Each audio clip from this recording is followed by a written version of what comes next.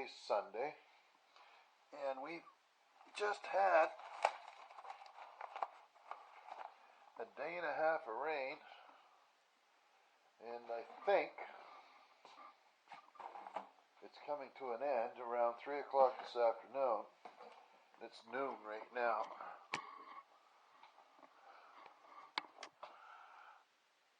And it's still raining.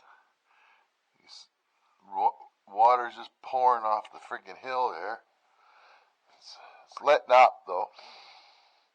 It's a tad cool in here today. So what I'm going to do is first I'm going to see if the dogs peed on the tires in here. That irritates me to no end. It looks like they might have on the kids' swing. Of which I might have to turf that out of here. Oh no, I don't think they did. Good. I freaking hate that when the boys come in here and start peeing on things. Now, I'm missing a trap, so I suspect there could be a dead mouse in it, but I'm not sure where it went. And all this is falling down. There. That there for now. And that's okay. So we're just going to kill some time out here in the garage. Right now it's 11:30 in the morning. It's 50. It's cold in here.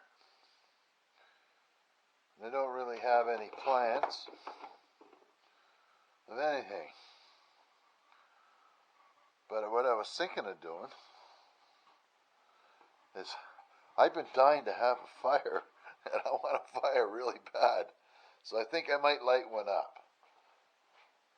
And this was the wood that was on the driveway. My wife said, I'll help you, because I kept asking her to get her junk out of my wagon, because this wagon here I want to use for temporarily hauling wood from the woodshed through that garage door over there. And I don't think my ramp's going to be wide enough, but I do have a piece of plywood here. And all of this stuff I've been saving for quite some time, and this will be more than big enough. But I'm not building the ramp, I don't think, today. So I'm just thinking about, let's make a fire. Get rid of this.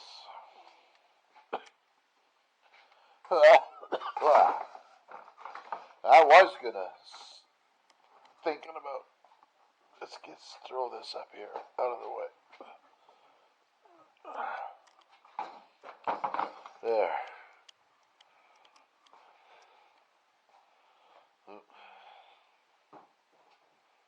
Tires are still good. And I need to get into this mess. I want a place to sit. And that's under here. And I gotta get rid of these bottles. I'm due to head to the city here pretty quick. So let's just put them over here.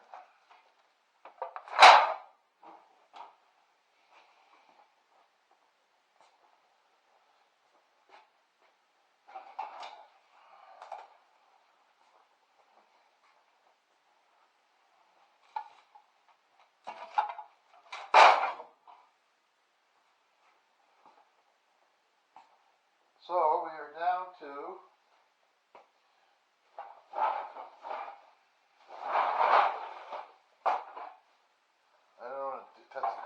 I don't want to play with this right now. I don't want sticky fingers.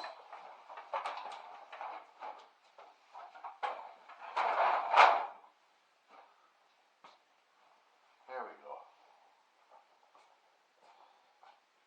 And I think, I I highly suspect somebody threw a bottle of water in the bottles.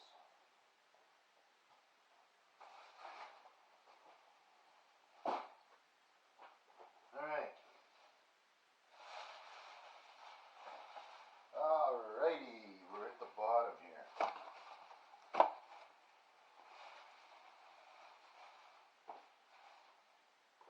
The old wood bench going.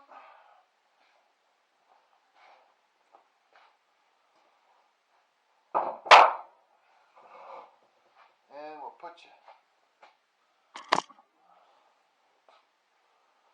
you right here, front and center.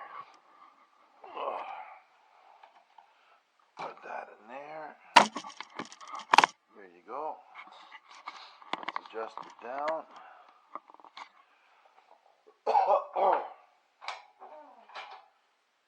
Hasn't been used this year. Hasn't been used hardly at all last year. So you might not like the way I light my fires. What's that? That's a piece of cedar. But these aren't.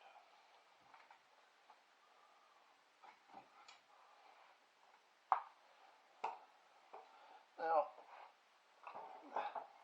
a lot of people don't like, for some reason, don't like the way I light my fire. I've struggled with making a fire when we first came here because I tried to light it from the bottom. And what I found out was you can light it from the top. I'm hoping all this is nice and dry. Alright.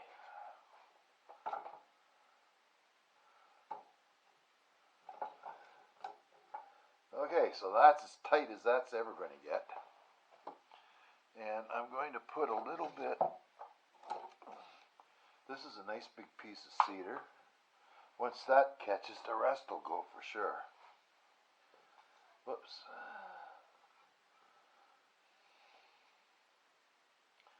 And what I do is put a bunch of little kindling on top. A little bit of birch bark.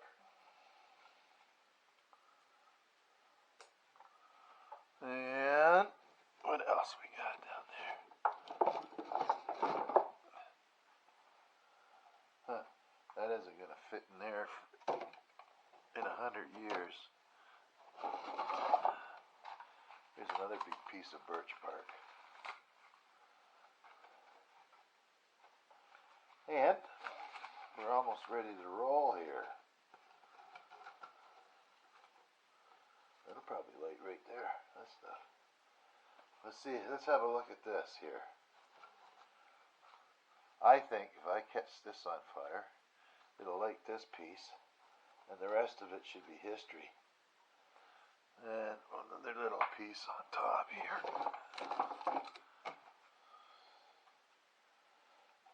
And put the bark in. Gotta be careful because there's a... That's too big. Too big, see. Alright, what else we got there? Here's another chunk of bark.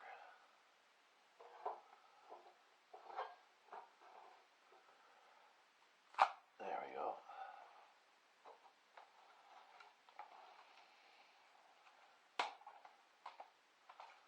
You can't get much in there.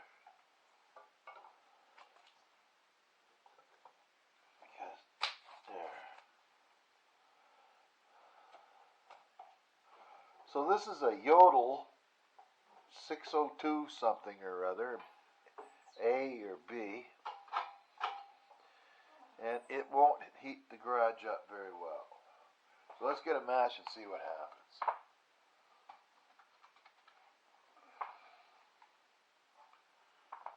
And if worse comes to worse, I have a piece of this, and it pretty well lights the fire every time.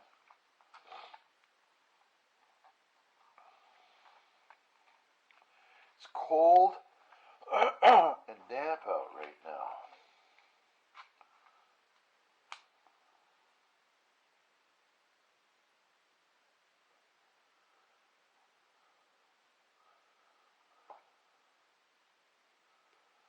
Burn, baby.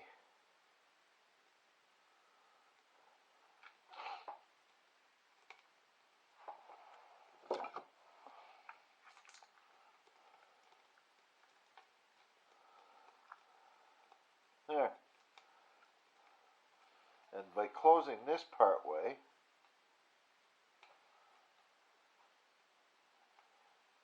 helps increase the draft.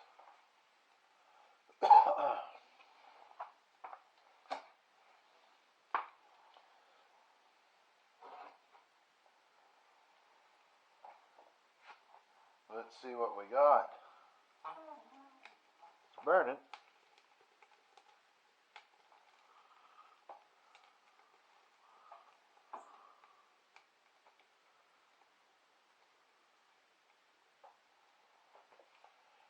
So, I'm thinking about titling this video,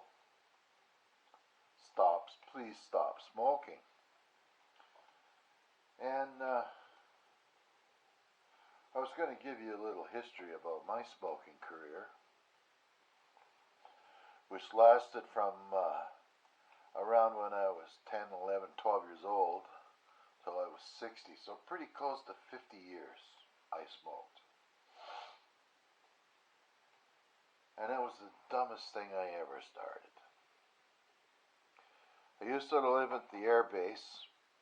My father was in the military. And 2 doors down there was a young guy named Bobby Hatfield. We're friends, best of friends. And his parents bought a gas station down at the end of the road, right off the edge of the air base. And Bobby went down there and swiped a pack of smokes from his folks. And off we went to the Bells Field, sat down at the gravel pit, and started smoking cigarettes, one after the other. And since then, it was really hard to quit. I was addicted immediately. And I remember the 4 or 5 of us that were down there smoking that pack of smokes. There were Demorier cigarettes, came in a red pack. All of us were coughing, dizzy.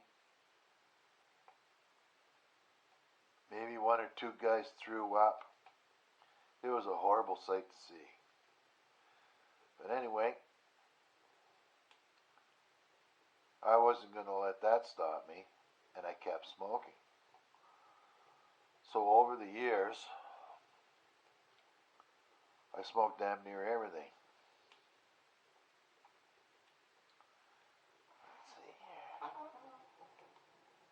here. Even smoked a few fires. Now that's burning, eh?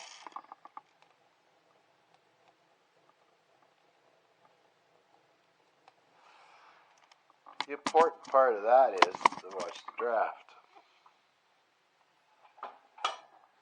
And I need to remove this plastic mat here so we don't end up melting that next. Just put that over here for now. There. So, I started that smoking then when I was about that age. Also, there was in Chatham, over the hill, we called it, when you went downtown, was a place called the Plessy's. And the Plessy used to sell cigarettes. I think they were like, you get 2 for a nickel or something like that. They were cheap. Mind you, a nickel was a lot of money for a kid. So, I used to get sometimes a quarter, whatever, off my mom. And that was good for 2 games of pinball and a couple of smokes for 25 cents.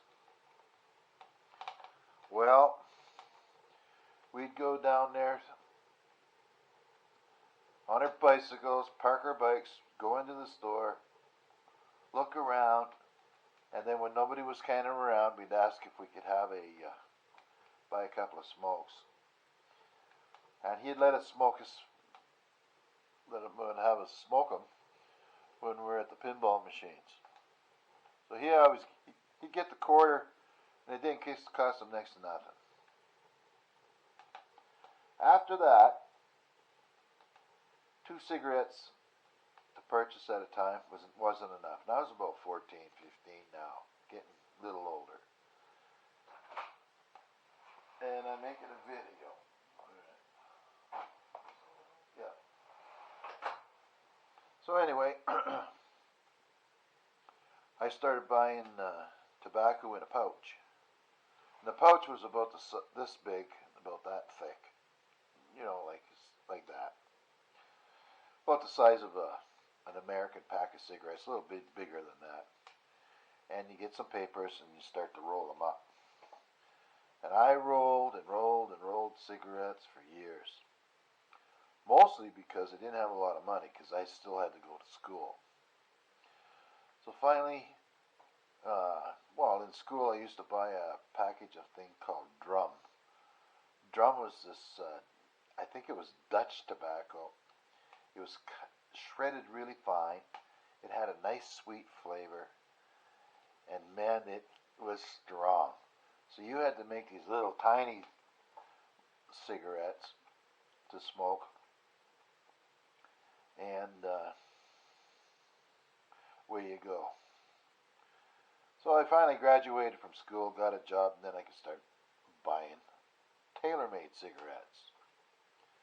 And I'd smoke about a pack a day. And I think we were paying around 75 cents a pack back then. Now they're like $20 or something. I'm not sure. They're quite a bit of money. So over the years, I managed to quit a couple of times, but not for very long.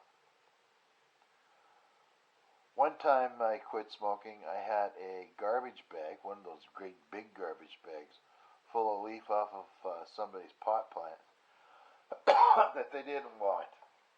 And I smoked that. That was like I had, after I put it all through my mom's spaghetti strainer, you know, you put it in that metal strainer and you put the leaves in there and you push it, force it all through to get the stalks out of it. I ended up with probably 4 or 5 tobacco cans full of pot, and I smoked all that. I was smoking about 10 or 20 joints a day. And then I went back to cigarette smoking. I tried chewing tobacco. I've tried the pipe. And I finally got a decent job over in the Middle East, because I was being really careful on how much money I spent on tobacco, because I knew that, you know, I needed a pack a day kind of a thing. So when I went over to work in the Middle East, cigarettes were so freaking cheap. It was like $6 for a carton. I was on 3 packs of smokes in no time. And I smoked over there for about 8 more years, when I finally switched off. I got off of the cigarettes and started smoking these big cigars. Like, they were big around as my thumb, and they were about that long. And I'd smoke a big box of 50 in about 5 or 6 days. So I was smoking 10 of them a day. And then we come to Canada, went to Western Canada on vacation, and I had said to myself, I'm going to quit before I come back to Canada, or before we go back to UAE. We had to get an airplane at something like 6 in the morning. We had to leave at my mom's house at 4 in the morning, and here I am, 3 o'clock in the morning, standing out in the driving rain. The rain was coming almost straight across. It was cold, And I'm standing out there on the deck trying to have my last cigar, and I couldn't finish it. I thought, what a dumbass you are, standing out here smoking this, and you can hardly breathe as it is, and you just gotta quit. And that's what eventually just said to me, you've had enough. So we get on the plane, and it was no big deal at all. Look at that, eh? Now, who says I can't light a fire? And that'll just burn itself all the way down to the bottom. And once I get enough space in there, once I get another piece of wood on the top there, one of these little pieces, we're good to go, because now it'll be burning above it and below it. So anyway, I quit. I was about 58-ish. And, come on, let's go. There we go. Now, that thing doesn't, I got one of these things here, one of these. This does freaking junk. The idea is good, but it's junk. I think we paid something like $70 for that darn thing. What we need to do is get that door that's over here fixed. So anyway, back to smoking.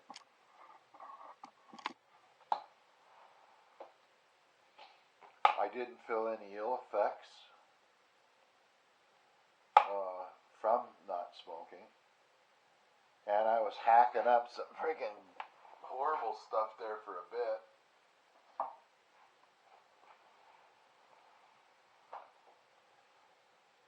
So now I've quit smoking for almost 10 years. I haven't drank alcohol in 31 years. Truly amazing. The quitting alcohol was the easiest thing. But the tobacco was really hard. I still have lighters. I've got a pipe or two. I've got a snus can. That's chewing tobacco that you put it in underneath your lip. Well, here's a funny story. I'm not sure how old I was, maybe in my 40s. And I used to roll cigarettes, and, like as I said, I was rolling cigarettes, and I was putting that Copenhagen under my lip, too. And I also chewed some tobacco. That was kind of gross, because once it got into my stomach there, that just felt like it was eating a hole in me. But there was we were in Banff, Alberta, which is a mega tourist spot. And this little Asian guy and his wife stopped, and they were looking at me. And I'm wearing this big black cowboy hat, and I look like Tom Selleck, somebody said. But anyway, I'm standing there, and he wanted asked me if he could try rolling a cigarette. So I seen he was having a bit of problems, so I rolled up after he tried, and it looked like it's as if he was trying to stuff a cabbage in a little piece of paper.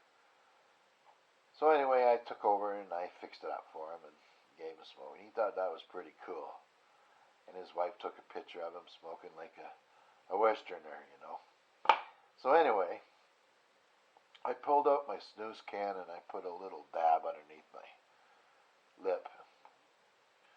And he wanted to try some, so I showed him how to do it, and he did.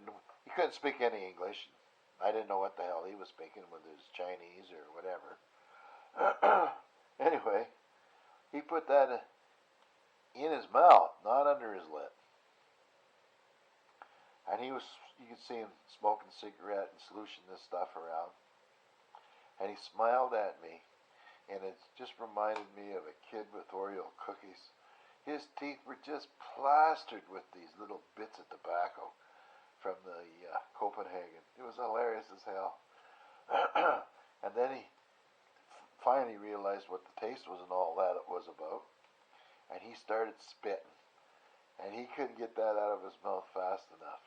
I just was ready to roll off the park bench. But over the years, I still have some of these clothes, like my old favorite t-shirts and whatnot. A lot of things got holes in them. You know, like, it was such a destructive thing to do. And what irritated me towards the end of the smoking was these big tobacco companies who lied, who paid people to lie for them, making these bogus reports on how it didn't affect your health. You know, they lied to over the years by these guys.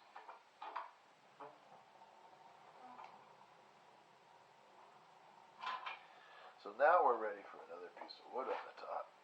And where's my gloves? They're missing. Oh, there they are. These gloves came with when we bought the house. Oh, that ain't gonna go in. There it is. Okay, so now we got one in, and now we can stick another one in. Another piece.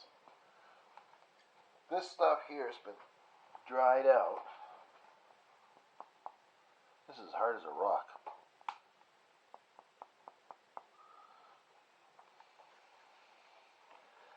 There's next to no moisture in that thing.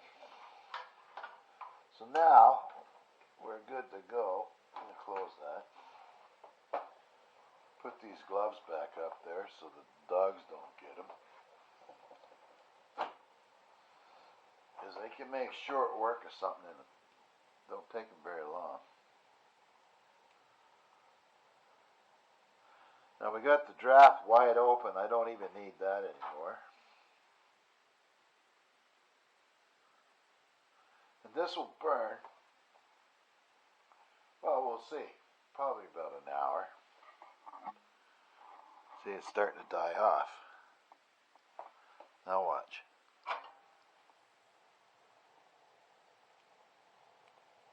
Now it's getting some more air. It'll burn a little hotter. And check it out. Now it's starting to burn down towards the bottom, see? I don't want to get you too close. I don't want to melt my camera. I mean, this little thing throws some heat, but when you think about how much heat it's got to throw, this is a big space in here. Now, if you had a little cabin that had a roof above it, you know, like a loft, it would only be as wide as one garage door, maybe a little wider. And that little heater, in that case, probably is more than enough to heat that space. But I also have a 2-car garage, and I think a lot of the heat goes up into the loft. So we'll talk about this, and I might change the title, and just revisiting the Yodel 602A or B or whatever the hell it is. J-O U-U-L or something. I can't quite read it there. I think there's a bear on the side. I'm not sure what the hell that is. Or some naked angel. Now I kept a piece of that old fire brick. And what my idea was, is if I can get some more of them, I can use that to help hold the heat from here.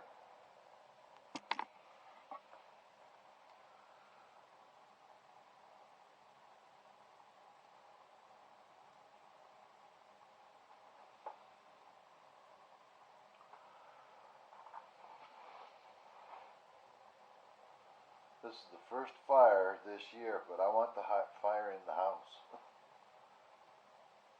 And then once the fire starts going in the house, that's it. We'll probably hardly ever let the fire go out except for having to shovel out the firebox. And here, there's that round disc there. That's a sandstone to sharpen up that little axe. There's a poker, which I use occasionally. And then we've got 2 steel buckets and a metal shovel of sorts, of which is I will in the house and here empty that ashes, whether they're hot or not, don't matter. I'll put them in here, let that bucket cool off, and if you've been following the channel for a bit, I made a garbage container holder where that wood was piled up outside, and I bought a steel garbage can or aluminum garbage can to put the ashes in it, and we save that up and we throw all that into the garden when we can get onto the garden. Kind of kicking myself a little bit about the garden. I was going to level it off after I rototilled it, but now the rain's been on it, and it's going to be kind of lumpy, so that in the spring I'll have to go through there because it'll pack up a little bit, it'll get tighter, and I'll have to go through there with the rototiller again to fluff it up. I had thought it would be a good idea to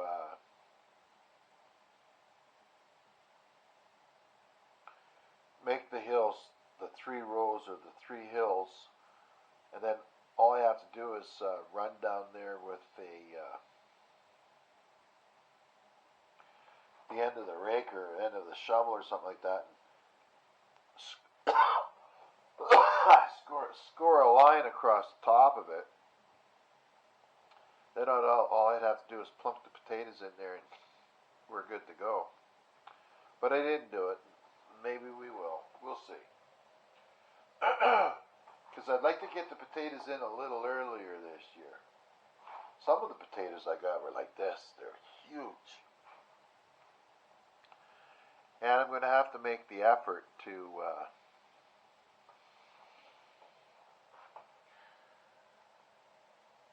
pick potato bugs this year. So right now, that firebox has got the temperature here up to 400 degrees. I don't want to get you too close because I don't want to melt this either. There we go. Oh, how much time has it been here? 34 minutes. We're good for a little bit yet.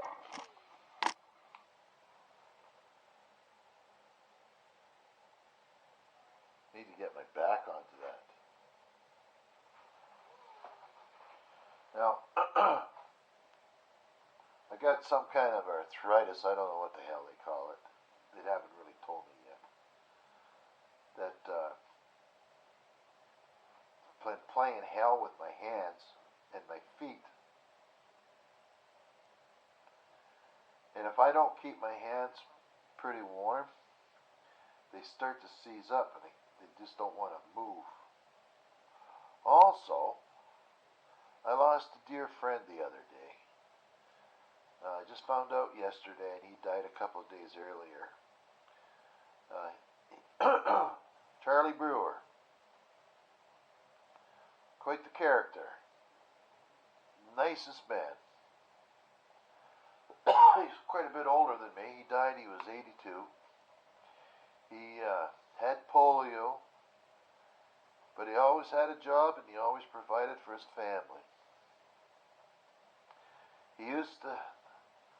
Him and his wife used to look after my son when he was a small boy. And till I came into the picture, and then I was kind of like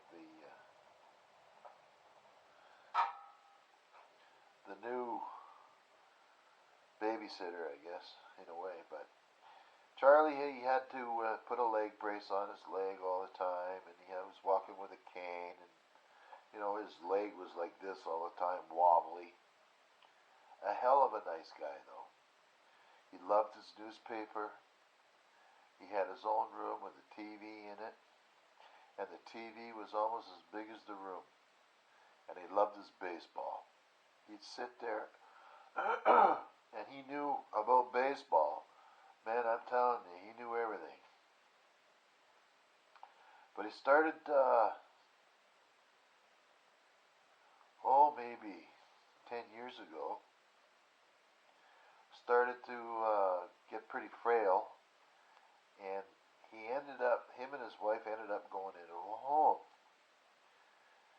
And he started getting dementia or Alzheimer's, one or the other, I'm not really sure. So I think it was dementia, but when you talk to him, it was always agreeable, but he'd never really be able to get the words out. He'd just kind of, and you're like, you're sitting there like on the edge of your seat of the chair, thinking that he's going to say something, and yet he never did. And I don't know if he remembered me from before or not, but it was kind of sad to see that, in one way, that he worked all his life, and then it kind of like it was taken away from him earlier than what it should have been. They came out here just after we bought this property, and he was still driving a car. And I don't think they were in the home quite yet then. That'd be maybe 2013. Pretty close. And they got lost on the way back. They didn't know where they were. And they just kind of went for a drive to figure out, until finally they figured out where they were at, somehow. And then they got pointed back in the right direction. Sad. I don't know what how they say it, the good Lord has, what his intentions are for me. I'm just hoping that I can have a few more good years and a quick death, and that'd be it. Probably going to get cremated and then throw my ashes over the hill in all these places that I kind of hang out at. Like up at the Soldiers, my wife said, that's the red pines up there where I'm cutting now. In the field here, over the hill where the dogs are, around the woodshed, around the fire pit, and over the hill down where the beavers are, and all that kind of thing.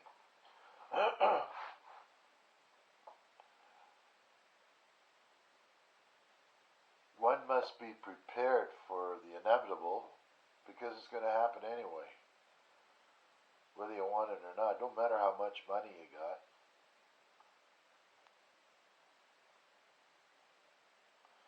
It's interesting. And I'm hoping, just hoping, that I've made some contribution to life to make somebody else a little happier, or whatever, or their lives a little easier. Like, we started donating food from our garden to people that could use, a bag of potatoes. That might be save them $5.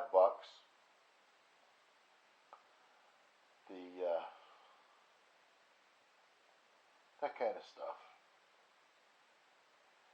If somebody needs some help,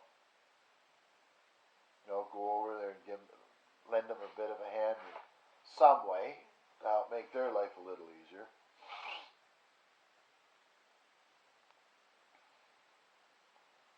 But that's about that.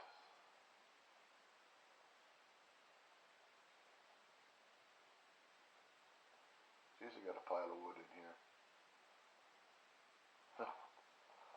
I got that pile. That pile of kindling. 3 rows of wood there, packed to the ceiling. There's 2 totes over there, or tubs. One's full of wood like that, and the other one's full of kindling. I got this pile. I've got 6 cords of wood outside in that big woodshed, and I've got at least a cord now started in the old woodshed up by the fire pit.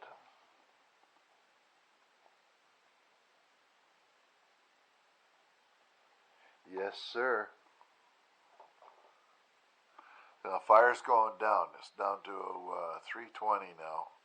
It was up to 400. Let's go check the temperature in here. We'll use this one again. And it's been 40 minutes since I started the video. And we're up to about 63 degrees. So it came up 5 degrees in here. But this is where I think all the heat's going. Right up through here. Into the loft. Of which I should go up there. Alright, let's get that out of the way. Got one spare garbage can for later.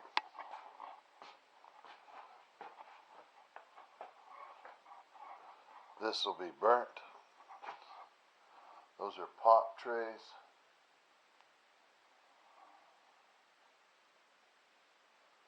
Yeah, it's looking good. We've got more room than you could imagine in here. Hey, pretty good job backing this in here too yesterday. Or the day before yesterday. This here wood here we're going to burn inside the house first. Get some of the rocks off. The driveway's stuck to it. That'll go up like a flame. Here's a big piece that I could split too. Plus, I forgot the wood in the what we call the cubby hole, which is the entrance coming in on the side of the house. There's another pile of wood there. And not only that, where I'm cutting, I'll have enough wood to fill up the woodshed, the old woodshed, twice, I think. And as far as cutting more goes, I don't think I'll be cutting a lot of trees down. Well, but mostly what I'll be doing is keep them off the road, cut them up, get them off the field, that kind of thing. Also, I got to make sure that I don't forget, when the farmer wants to come over here and dig up my road, put the drain pipe in, that I'm ready to go. I was going to go down there and prep the pipe for him, but I need to get the water from one side of the road to the other side. That's down where that eastern white pine Lonesome George is, just past there.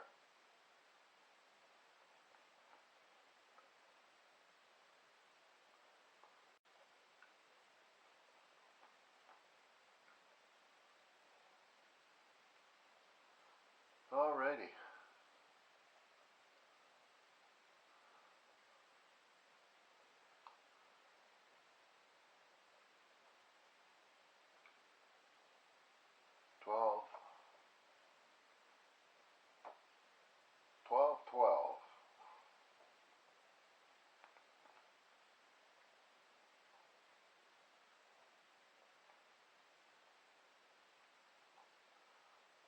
Wife's doing laundry. She started cutting up here a couple days ago before the rain came. And I got all that to clean up underneath that big fir tree there, or whatever it is. And I think I'm going to cut some more out of it, because I'd like to be able to get a little closer in there with the mower. I was getting cut up pretty bad there between that green thing, that bushy kind of a tree, and that big tree. And as you see in there, if you look, you can see a big maple in there, and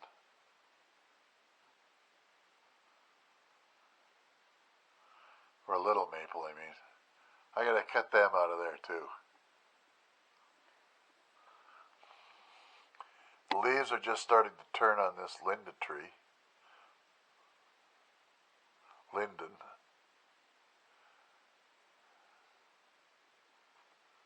Anyway, and I gotta see if I can, maybe I'll weed whack that real quick.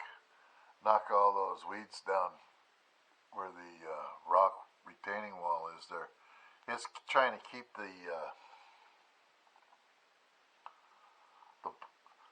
we've had bulldozers and excavators in here a couple of times until we put the rocks on it. And that's managed to hold that embankment up. If not, it just gets really soft and slides right down in there. I don't know if you can,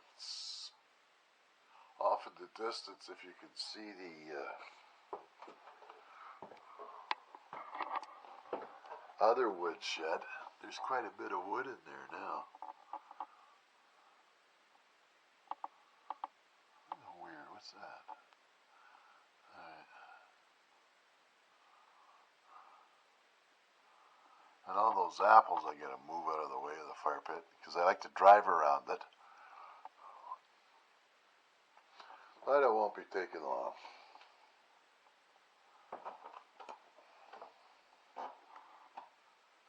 So that looks like the end of the video, and I'm glad I got to warm it up in here a little bit. I might come back and do something a little later. We'll just move the bench out of the way.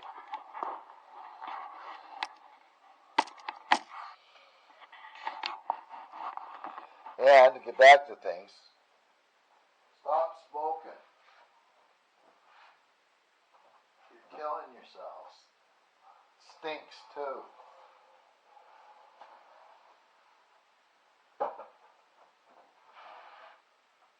There. Perfect. And that's that. Let's have a little peek in here. That'll burn for a while yet. I'll come back and check it out. Oh.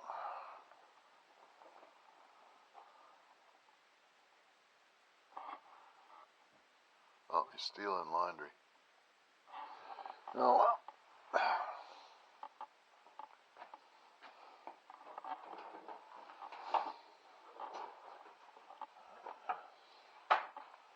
Okay, let's go. Thanks for coming along. We'll be getting things done here soon enough. We have another bag. We have a couple of days that might not be raining. And me and the wife, we've got are going to go into the city here in another day or so.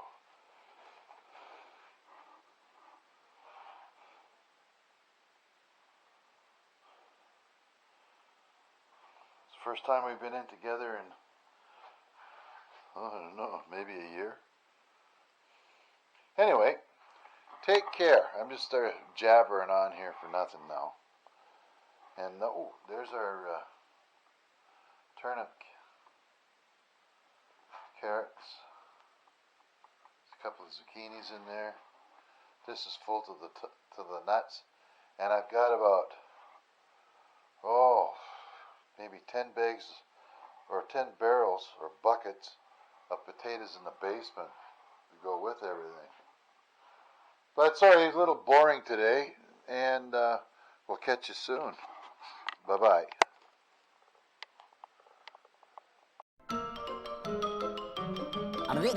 That's all, folks.